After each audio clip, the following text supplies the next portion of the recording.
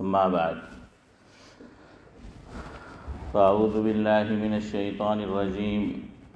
بسم اللہ الرحمن الرحیم وما ارسلناک الا رحمتا للعالمین۔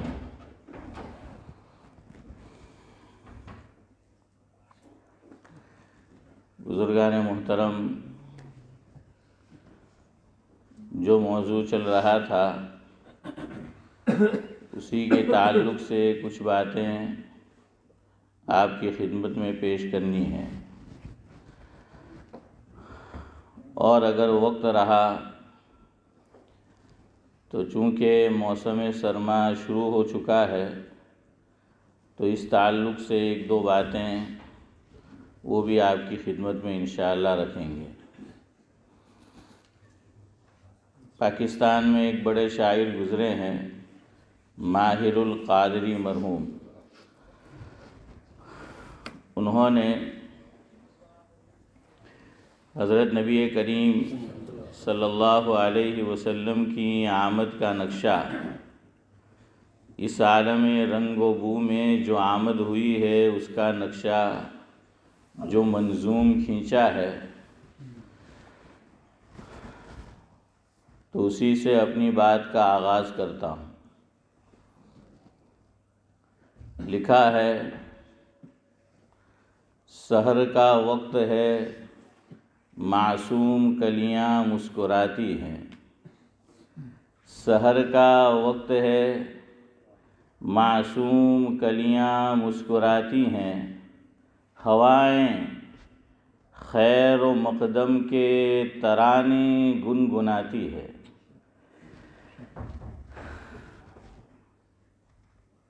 خوشی کے گیت گائے جا رہے ہیں آسمانوں پر، خوشی کے گیت گائے جا رہے ہیں آسمانوں پر، درودوں کے ترانے ہیں فرشتوں کی زبانوں پر۔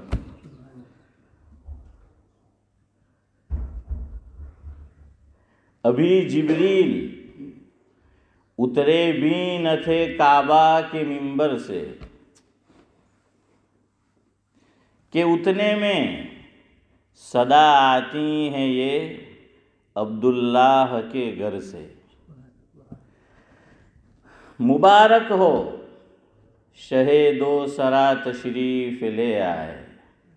مبارک ہو محمد مصطفیٰ تشریف لے آئے، مبارک ہو غم گسانے بے کساں تشریف لے آئے، مبارک ہو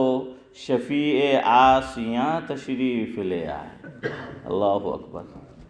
اللہ ہمارے حق میں بھی قبول کرے۔ مبارک ہو شفیع عاصیاں تشریف لے آئے، مبارک ہو رسول محتشم تشریف لے آئے، مبارک ہو مبارک ہو نبی اکرم تشریف لے آئے۔ آگے وہ لکھتے ہیں، وہ کہ جن کی آمد کی زمانے کو ضرورت تھی۔ اگلی بات میری حضرت جعفر کی تقریر میں اسی کا تذکرہ ہوگا جو ماہر القادری مرحوم نے لکھا ہے۔ وہ کہ جن کی آمد کی زمانے کو ضرورت تھی،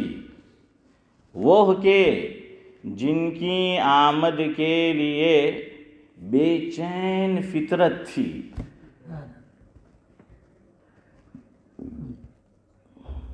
وہ کہ جن کو ابراہیم کا نور نظر کہیے، وہ کہ جن کو ابراہیم کا نور نظر کہیے، وہ کہ جن کو اسماعیل کا لخت جگر کہیے، وہ کہ جن کو گلستان کی سحر کہیے، وہ کہ جن کو ختم الانبیاء وہ کہ جن کو ختم الانبیاء خیر البشر کہیے، اور آخری مصرع ہے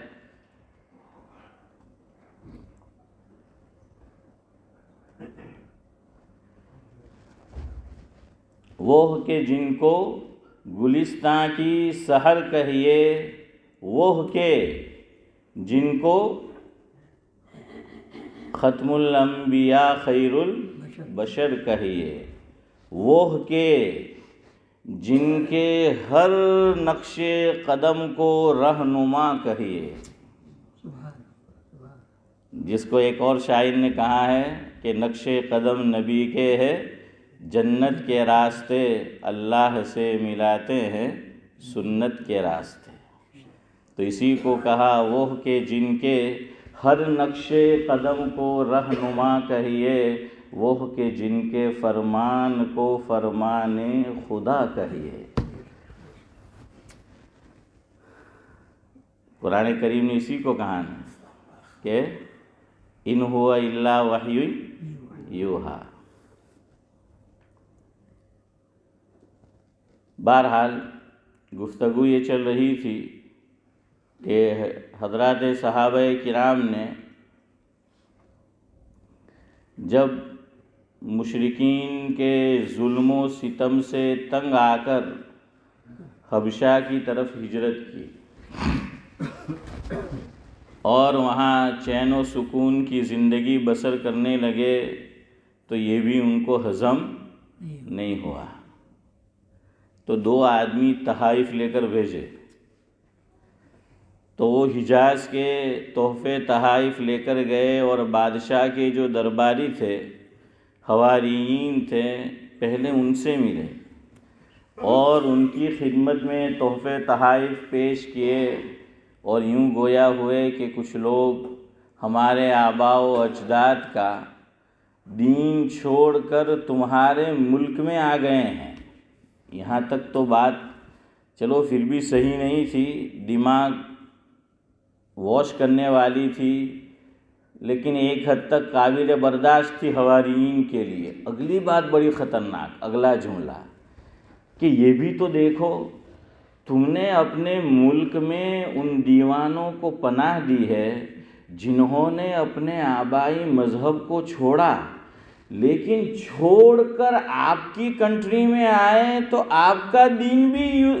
قبول نہیں کیا ہے۔ یہ بالکل برین واش کیا کہ آپ کے ملک میں رہ رہے ہیں، آپ کی کنٹری میں رہ رہے ہیں، آپ کی ضیافت اور مہمانی اڑا رہے ہیں، اور آپ کی کنٹری کا جو مذہب ہے، آپ کا جو ریلیجن ہے، یعنی حضرت عیسیٰ علیہ السلام کو ماننے والے تھے وہ، تو انہوں نے تو اس کو بھی قبول نہیں کیا ہے، تو ان کو تم ہمارے حوالے کر دو اور اپنی کنٹری سے نکال دو۔ تو یہ بات ہم بادشاہ کی خدمت میں رکھنے والے ہیں، جب ہم رکھے تو آپ ہماری بات کی تائید کر دیجیے۔ وہ لوگ راضی ہو گئے، بادشاہ کی خدمت میں پہنچے، دربار لگا ہوا تھا۔ یہ دونوں حضرت عمرو بن العاص رضی اللہ تعالیٰ عنہ اور عبداللہ بن ربیعہ، یہ بھی اس میں موجود ہے، اور وہی بات جو حواریین کو بادشاہ کے کہی تھی، بادشاہ کو بھی کہی۔ تو بادشاہ تھا، اور بادشاہ کو بادشاہ ہی ہونا چاہیے۔ ہمارے ایک بزرگ فرماتے ہیں کہ کوئی آدمی سلطنت کی کرسی سنبھالے اور شاہ بن جائے اور دماغ شاہی نہ ہو تو حکومت کا بیڑا غرق کرے گا۔ کرسی ملی ہے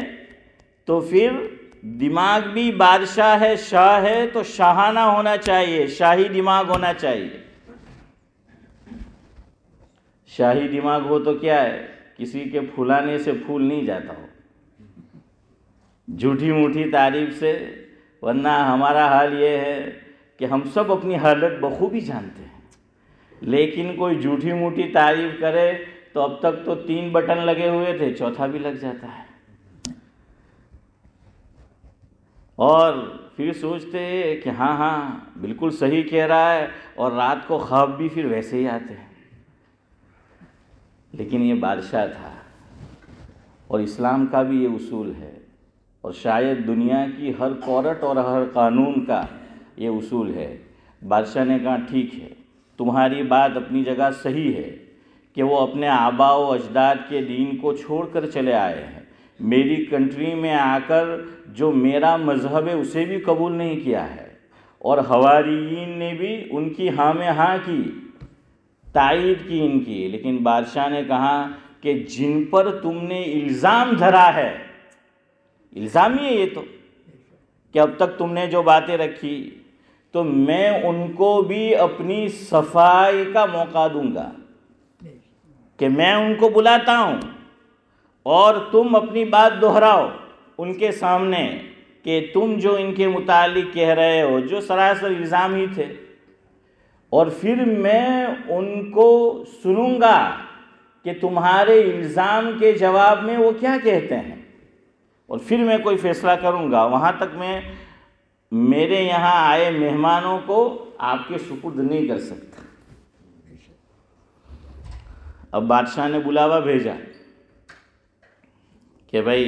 آئے ہیں اس طرح دو آدمی، آپ بھی دربار میں حاضر ہو۔ اب مشورہ کیا صحابہ کرام نے، دیکھیے ایسے موقع پر مشورہ کر لینا چاہیے، ہاں ایسے سخت موقع پر مشورہ کر لینا چاہیے۔ حضور اکرم صلی اللہ علیہ وسلم پر صحابہ کرام سے مشورہ کرنا لازم نہیں تھا، یہ علماء نے لکھا ہے، لیکن حضور پھر بھی صحابہ کرام سے اہم معاملات میں مشورہ کیا کرتے تھے، تاکہ ان کو بھی، ان کا دل بھی خوش ہو، دل جمعی ہو، ورنہ حضور سے زیادہ عقل مند دنیا میں کون ہو سکتا ہے؟ تو حضور کو تو مشورے کی ضرورت نہیں تھی، لیکن مجھے اور آپ کو اہمیت بتائی مشورے کی۔ تو صحابہ کرام نے مشورہ کیا کہ وہ سمجھ گئے کہ جو آئے ہیں وہ آ کر کیا انہوں نے کہا ہوگا اور کیا کہیں گے۔ اب ان کا جواب دینے کے لیے ایک ہی آدمی کو ہم متعین کرتے ہیں، الگ الگ آدمی بولتے ہیں اس میں بھی بات بگڑ جاتی ہے، تو ایسے اہم موقع پر ایک ہی آدمی کو مقرر کر دیا جائے کہ وہ ہماری طرف سے بات پیش کرے گا۔ تو انہوں نے آپ صلی اللہ علیہ وسلم کے چچا زاد بھائی حضرت جعفر بن طیار رضی اللہ تعالی عنہ کو مقرر کیا اپنی طرف سے نمائندہ بنا کر کے بادشاہ کے دربار میں وہ گفتگو کریں گے۔ تو جعفر بن طیار رضی اللہ تعالی عنہ صحابہ کے مشورے پر تیار ہو گئے۔ اب دشمن تو موقع کی تلاش میں ہوتا ہے،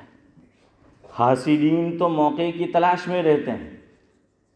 اب اس زمانے میں ایسا ہوتا تھا، بلکہ اکبر کے دربار تک یہ بات تھی، انڈیا کے اندر جو اکبر کی حکومت رہی، کہ بادشاہ کی خدمت میں حاضری دینی ہو اور دربار میں حاضر ہونا ہو تو سجدہ کرنا پڑتا ہے، ہاں سجدہ کرنا پڑتا تھا، اور صرف ہاتھ سے سلامی نہیں، باقاعدہ سجدہ ریز ہونا پڑتا تھا، زمین پر سجدہ کرنا پڑتا تھا۔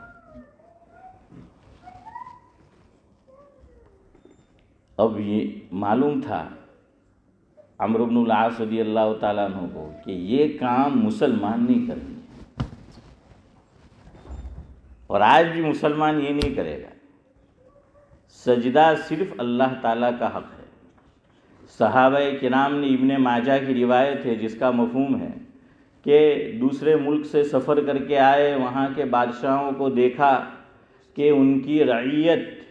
ان کے سامنے سجدہ ریز ہوتی ہے، سجدہ کرتی ہے، تو حضور کا مرتبہ تو ان کو معلوم تھا۔ آ کر انہوں نے آقا کی خدمت میں یہ عرض کیا کہ حضرت آپ کا درجہ تو ان سے بہت بڑا ہے، بلکہ کچھ نہیں ہے وہ آپ کے نزدیک، آپ کے سامنے، اور بادشاہ کو لوگ سجدہ ریز ہوتے ہیں، رعیت سجدہ کرتی ہیں، آپ زیادہ مستحق ہے کہ آپ کو سجدہ کیا جائے، آپ ہمیں اجازت دے دو۔ تو اس موقع پر آقا نے یہ فرمایا جس کا مفہوم یہ ہے کہ شریعت مطہرہ میں اللہ تعالیٰ کے سوا اگر کسی اور کے سامنے سجدہ کرنا جائز ہوتا تو میں یعنی حضور اکرم صلی اللہ علیہ وسلم بیویوں کو حکم دیتا کہ بیوی اپنے شوہر کو سجدہ کرے۔ اور بھائی عبداللہ اچھا ہوا، ورنہ یہاں تو کوئی کرتی ہی نہیں ہے کہ سجدہ جو ہے وہ شوہر کو کرتی ہی نہیں اور گنہگار ہوتی ہے نا، پھر گناہ ہے، اللہ کا حکم ہو جاتا کہ اللہ کے حکم کی خلاف ورزی۔ جیسے شریعت کا آج بھی حکم ہے کہ عورت نفلی روزہ رکھنا چاہے تو شوہر کو پوچھے بغیر نہیں رکھ سکتی، نفلی روزے کی بات کر رہا ہوں۔ شریعت نے عورت کو بھی رائٹس دیے ہیں، یہ نہیں کہ نہیں دیے، نہیں، اس کے بھی جو ہے وہ ہے، وہ اپنی جگہ پر ہے، لیکن یہ ایک بات نکلی تو میں نے وہ حدیث کا مفہوم آپ کو سنا دیا۔ تو حضرت نبی کریم صلی اللہ علیہ وسلم نے صحابہ کرام کو اس سے منع فرما دیا کہ بھائی سجدہ جو ہے اللہ تعالیٰ کے علاوہ کسی کے لیے روا اور جائز نہیں ہے۔ اب بادشاہ کے دربار میں صحابہ کرام حاضر ہوئے تو انہوں نے سجدہ نہیں کیا، جس صحابی کو جہاں جگہ ملی وہاں آ کر وہ بیٹھ گئے۔ اب حضرت عمرو بن العاص رضی اللہ تعالیٰ عنہ نے موقع کو بھنا لیا اور کہا کہ دیکھا بادشاہ سلامت، میں آپ کو نہیں کہہ رہا تھا انہوں نے اپنے آباء و اجداد کے مذہب کو چھوڑ دیا ہے، آپ کے ملک کی جو روایت ہے اس کو بھی انہوں نے ادا نہیں کیا، پورا نہیں کیا۔ یہ جملہ اور بادشاہ کے دماغ کو صحابہ سے متنفر کرنے والا تھا، لیکن بادشاہ تھا، جذباتی آدمی نہیں تھا۔ ہاں، جذباتی آدمی کام بگاڑ دیتا ہے۔ اور بادشاہ کو دشمنی نہیں تھی صحابہ سے، بادشاہ کو حسد نہیں تھا، جو حاسد ہوتا ہے وہ تو موقع ڈھونڈتا ہے اور اب نہیں ملا تو بعد میں ڈھونڈتا ہے کہ کسی طرح، اور اللہ کی ذات تو علیم